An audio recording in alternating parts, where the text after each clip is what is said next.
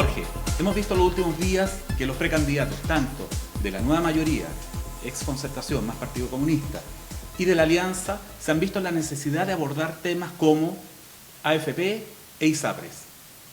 AFP, considerando que no se ha cumplido la promesa que se hizo en la década de los 80 cuando se implementa esto, que iban a ser rentas aproximadamente equivalentes al 70% del sueldo. Y las ISAPRES, por el descalabro que existe hoy día, por la enorme cantidad, porque hay una deuda previsional importante en ese ámbito, etc. Por favor, ¿nos podría hablar cuál es su opinión respecto a esto y qué hay detrás de todo este gran entramado? Bueno, hace mucho tiempo atrás comencé a estudiar el sistema previsional. Yo fui consejero de la Caja de Empleados Públicos y periodista. Como periodista fui también como diputado y periodista fui consejero de esa Caja de Empleados Públicos. Y allí existía el sistema de reparto. Pero, ¿qué es lo que pasa? Que el Estado creó la cuenta única fiscal. Entonces, en ese sistema de reparto, una parte la ponía el trabajador, otra parte la ponía el empleador y otra parte la ponía el Estado. Entonces hacían un conjunto de recursos que hacían sustentable la previsión y la jubilación de una persona. Pero como se juntó mucha plata, por esos 13 capítulos que se financiaba la previsión chilena, el Estado abrió la cuenta única fiscal y allí depositó todas esas grandes cantidades en esta cuenta única fiscal. Y por cierto, hubieron necesidades muy grandes en el país, terremotos y de todo, y sacaron la plata de la cuenta única fiscal y el Estado les quedó debiendo enormes cantidades a las cajas de previsión que existían. Entonces prácticamente las quebraron. Y quienes crearon el sistema de la AFP dijeron que el sistema de reparto era perverso porque no era capaz de darle una buena jubilación a los imponentes de esas cajas de previsión. Pero la verdad fue otra. Fue el Estado que ocupó esas plata y dejó de financiar las cajas de previsión. Y yo alcancé a estudiar los cálculos actuariales que se llaman, que es el financiamiento. Y le sobraba plata para dar las jubilaciones a los pensionados y a los jubilados de esas cajas de previsión. Pero las cajas, el Estado no les entregaba los recursos que esas cajas habían depositado en esa cuenta única fiscal. Y vino el gobierno militar con el señor José Piñera y creó este sistema de la AFP, en que a uno le cobran un 13% fijo de su sueldo. El 13% va, pero lo que le depositan en la cuenta de cada individuo imponente es un 10%, y ellos por distintos capítulos se quedaban con un 3%. ¿Cuánto es 3 de 10? 30%. ¿Ah? 30%. O sea, por depositar la plata en una caja, en una AFP, la AFP me cobra un 30%.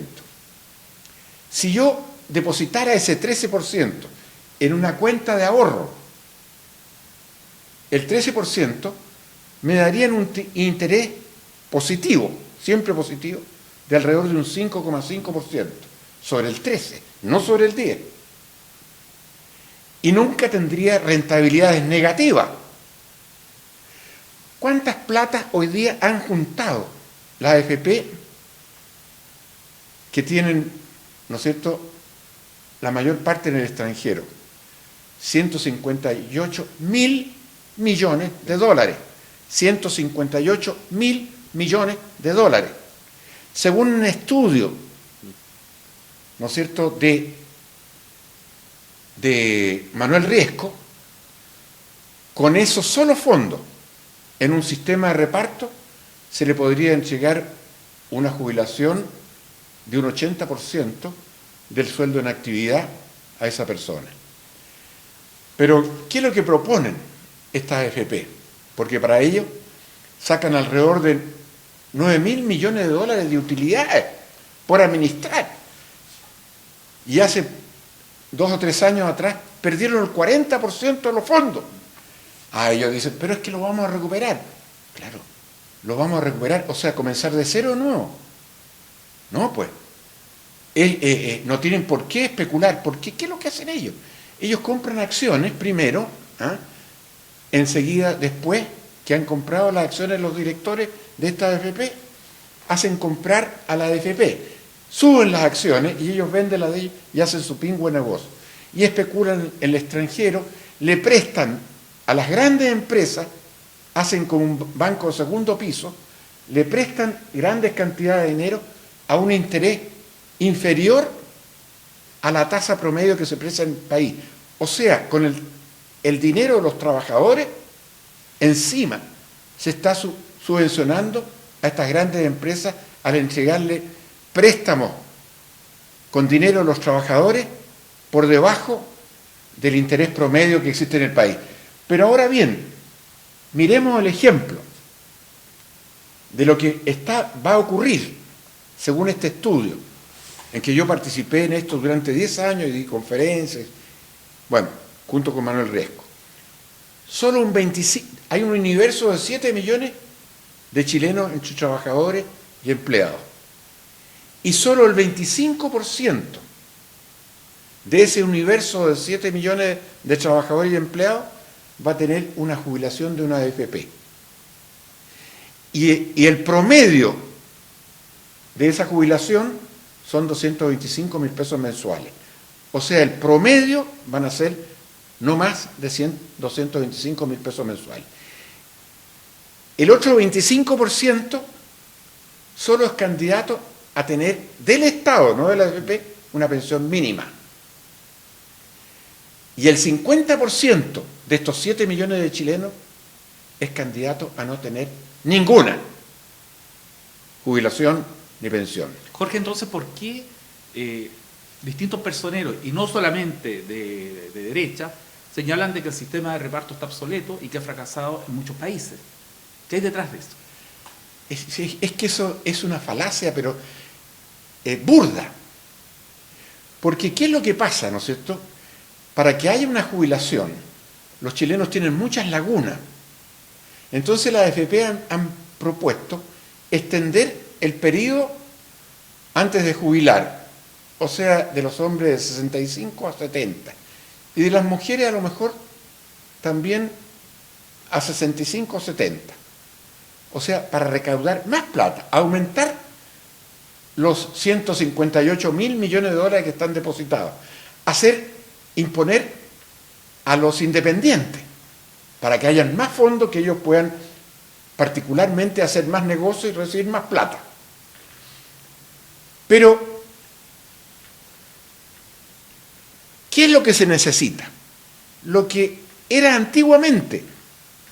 El trabajador colocaba un 7%, el Estado un 7% y el empleador otro 7%. O sea, juntaban un 21%. Con ese sistema se garantiza plenamente, de acuerdo a los cálculos actuariales, que las personas van a poder jubilar con un 80% de su sueldo en actividad. No hay otra manera. Lo demás es mentira. Lo demás es falso. Aquí, con un 13% que deposita, que le queda un 10%, un jubilado siempre tendrá una pensión miserable. Entonces, algo que resulta evidente, ¿por qué el Estado de Chile se endeuda en el extranjero y no se endeuda con nosotros mismos, contra el fondo de pensiones? No, y en el extranjero han perdido el 40% con la crisis del capital de la gente que estaba en el fondo E. El 40%, si esto es increíble. O sea que además se haga una previsión sobre la base de la especulación. Yo le digo, ¿qué imponente tiene alguna idea de cómo se mueven las bolsas en el mundo? Para arriba, para abajo. ¿Qué experiencia tiene? ¿Por qué la jubilación tiene que depender de la especulación? La verdad, en un país serio y ordenado, esos recursos se invertirían en Chile con una rentabilidad mayor que la que obtienen en el extranjero. El caso de Codelco. Codelco le exigen entregar su capital al Estado, las utilidades, y el Estado las pone en el mercado internacional, donde le pagan entre el 1 y el 2% por ese capital de Codelco. Y Codelco, para hacer sus inversiones, para progresar, tiene que endeudarse afuera y le cobran entre el 7 y el 12%. En realidad, yo metería a todos estos mercenarios de las multinacionales que hacen de economistas en este país, los metería a la cárcel. Supongamos que estamos de acuerdo en todos nosotros somos el alto mando que quiere cambiar la Constitución, renacionalizar el cobre, reformar la previsión. Entonces, tenemos que durante 24 años las transnacionales han dado plata a los dos sectores, como usted decía. No ha cambiado nada, al contrario, ¿no es cierto? El Partido Comunista, que estaba fuera del sistema, se integra al sistema para ser parte del eventual gobierno de Bachelet, y esto aparentemente no va a cambiar nada de acuerdo a lo que hemos visto. Entonces, ¿cómo lo hacemos? ¿Cómo vamos a llamar a plebiscito? ¿Cómo vamos a mover la conciencia nacional? ¿Cierto? ¿Qué tenemos que hacer ahora para tratar de que sea, aproximarnos a la realización de este programa que tenemos? Ahora, hay que darse cuenta de lo que está ocurriendo, por ejemplo, en Brasil, que en Brasil yo creo que son más, la señora Rousseff es más inteligente que todos estos tipos que están acá. Se dio cuenta de lo que se venía y de inmediato dijo, señor, un plebiscito, señor. Y será la opinión pública de Brasil la que dirá lo que se debe hacer. Es el sistema más democrático. Cuando los partidos políticos están comprometidos, están sobornados, están financiados por estas multinacionales, no puede salir nada bueno. Porque ese es un club político. Los partidos no solamente se han corrompido materialmente, sino que hay algo mucho más grave. Se han corrompido ideológicamente. Y ningún partido ni político hoy día es lo que dice ser. Los socialistas no son socialistas. Los demócratas cristianos no son demócratas cristianos. Ninguno es lo que dicen sus raíces fundacionales como partido. Incluso, ¿cómo llegamos al plebiscito entonces? ¿Cómo lo hacemos? ¿Cómo convencemos? Bueno, yo diría, ¿no es cierto? Pero perdón, voy a hacer un paréntesis, porque hago un paréntesis, porque incluso en Brasil la presidenta se juntó con los organizadores de los manifestantes, incluso le ofreció una asamblea constituyente y la rechazaron. Y ahí se instaló, tuvo que retroceder ella y quedarse solamente con el plebiscito. Por cierto, si no se puede llamar a una constituyente antes de un plebiscito. La constituyente es después del plebiscito, después que el pueblo haya votado, para que no se enreden los temas en los vericuetos de los pasillos de la Cámara de Diputados y el Senado. Hay que llamar a un plebiscito y hay que tener la voluntad política. Si no lo hace el presidente que salga, acuérdese usted, se lo doy por escrito y firmado, ese presidente no va a durar 2 años. Aquí va a haber una explosión social. Yo creo que la señora Rousseff se dio cuenta de lo que se venía. Bueno, lo que está pasando en Turquía, lo que está pasando en distintos países del mundo, en que se dan cuenta que con este modelo neoliberal, los ciudadanos son solamente siervos, en que son explotados. Pero este modelo que usted habla, globalizante, porque además es globalizante, ¿es el momento de recuperar los Estados-nación, la soberanía de los Estados-nación? Yo creo, ¿no es cierto?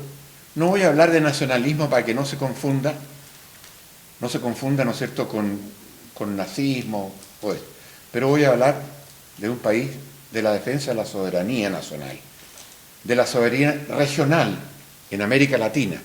Tenemos que ser un ente, la patria grande, como dijo Bolívar y San Martín, la patria grande, porque somos más iguales entre nosotros que con esos países como Estados Unidos, como los países europeos.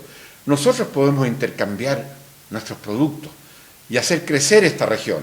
Entonces yo creo que tiene que existir el sentimiento patrio para defender la soberanía regional y la soberanía nacional y económica y política de este país. Soberanía económica, soberanía política, que no nos manejen con un dedo los imperialismos desde afuera. Y soberanía social, en que la sociedad que construimos no se construya para el lucro. La sociedad que construimos tiene que ser una sociedad para las personas, para la familia, para el hombre, la mujer, el niño. Ese es el objetivo de nuestra sociedad. Y el lucro al servicio de la familia, pero no la familia al servicio del lucro, como es lo que está ocurriendo en este país. ¿Un frente nacional entonces? Yo creo que ha llegado los momentos, así como cuando luchamos contra Pinochet, fueron las organizaciones sociales y no los partidos políticos los que votaron a Pinochet. Hoy día se hace necesario que las organizaciones sociales, el pueblo organizado a través de esos organismos intermedios y sindicatos, ¿no es cierto?, llegue de alguna manera a un plebiscito y llegue al poder. Los partidos políticos, tal como lo dijera hace un momento atrás, están corrompidos más que materialmente, ideológicamente, y forman un club. Da lo mismo la derecha que los socialistas, que los demócratas cristianos. Es un club en que arreglan sus propios problemas sin importarle, ¿no es cierto?, lo que le ocurre al pueblo de Chile. Finalmente, luego de esta larga entrevista, interesante por lo demás, de acuerdo a su situación actual, como ex senador, usted en 2003 fue víctima de un reportaje, cuyo reportaje termina en el desafuero 2005 y posteriormente pierde su calidad de senador. Escuchándolo, evidentemente usted es una persona peligrosa para el mundo político y para el mundo económico. ¿Usted cree que finalmente se le juzgó por su pensamiento político, más que por su acción? Bueno, esa pregunta, ¿no es cierto? He escrito 2 libros últimamente, he escrito 11 libros, de los cuales 5 son sobre el cobre, y estos 2 últimos, uno es este, que se llama Desde la cárcel. Y aquí aparecen, ¿no es cierto?, los documentos ante notario de los testigos que utilizó el fiscal Armendari, que afirman ante notario que el fiscal Armendari les pagó gruesas sumas de dinero para que declararan en mi contra. Aquí hay una declaración de otro de los hermanos de una de las presuntas víctimas que dice que este es un negocio de su madre con Armendari. Hay 6 documentos a ese respecto. Y aquí usted, que es abogado, hay 23 puntos que violan todo debido proceso. Y aquí se dice con nombre y apellido las platas que se cursaron, que fueron y que se armaron para poder sacar a este senador que se oponía a esta situación del cobre, que se oponía al tratado minero chileno-argentino por la Barrick Gold, que hizo la Comisión Especial para la Tributación de la Gran Minería y que finalmente en 2004 fue mencionado como candidato a la presidencia de la República por los sectores progresistas y más de izquierda de este país. Este es el nuevo sistema que utilizan, porque Pinochet en definitiva o asesinó o lo llevó al suicidio Allende y lo convirtieron en mártir. Uno de los ministros de Pinochet dijo: a Jorge no hay que meterlo a la cárcel, dijo, porque a él le gusta la cárcel. No es que me guste la cárcel, yo no le temo a la cárcel cuando uno va a la cárcel por cumplir con su deber con cuestiones políticas, pero que le hagan una fábula asquerosa, inmunda, de un asesinato de imagen, como lo que han hecho últimamente con Assange, con varios otros internacionales, porque el nuevo sistema, ¿no es cierto?, no es acusarlo de una violación, porque en la violación se necesitan pruebas, pero el abuso deshonesto es tocar a una persona y con 2 testigos, y testigos falsos, liquidan a la persona. Y lo demás lo hacen los medios de comunicación. Así es. Entonces, en realidad aquí está claro, aquí se dice las platas que se utilizaron para sacarme. ¿Quién financió? Aquí aparece Luxic con Lago. Luxic y Lago.